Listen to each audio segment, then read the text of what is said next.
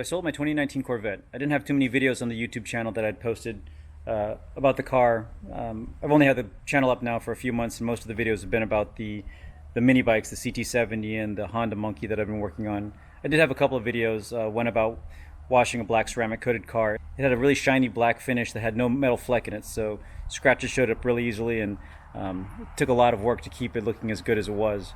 I only had about 3,500 miles on it. It was a 2019 that I owned, I think, for about 16, 17 months. I loved it. It was a fantastic looking car. It was the first American car I've owned, the first V8 I've owned, and it was a lot of, and first Corvette, of course.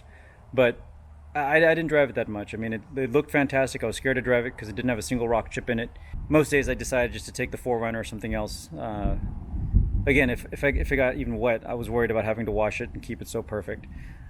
Anyway, so I ended up purchasing a 2014 Nissan GTR. The GTR has been one of my dream cars for a while, and I found a great one that came up. It has the full bolt-on package and the E85, so it's I personally haven't had it dynoed, but the shop that I bought it from, the mechanic said that it should be making about 600 wheel horsepower. I actually will go get it dynoed and get some more information on that.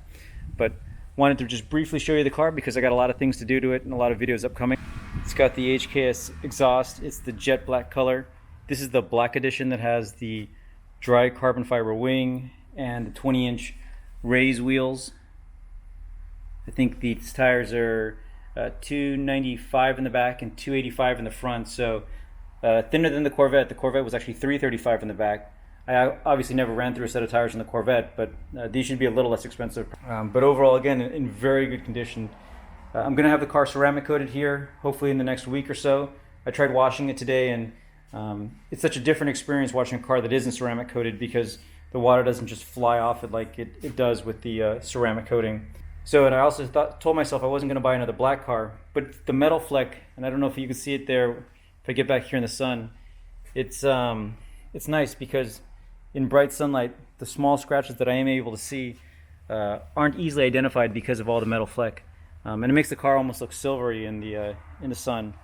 It's got the dry carbon bottom diffuser that actually runs along the first third of the rear of the car. I ended up trading the Corvette for pretty much what I owed on it. I think I owed $54,000, and that's, I think, exactly what I got for my trade-in. So it ended up being a wash.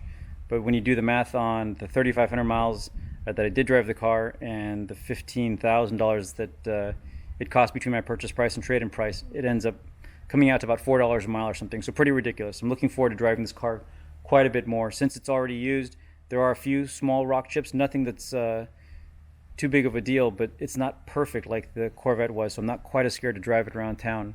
So a lot of videos upcoming on this car.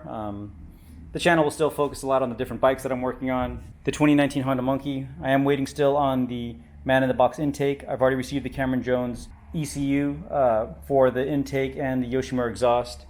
I've been riding around the 1976 bike quite a bit. Again, I've got the Vermont license plate, so it's street legal, and we've been spinning around town on that quite a bit. The 1970 bike is almost done. We need headlight, speedometer, controls, gas tank, saddle, and the rest of the drivetrain, the front and rear sprockets and chain. Also needs the fenders and lights. So should be rideable here in the next few weeks, and then finishing it up will probably take a couple of months because I've been pretty meticulous about the build on this bike.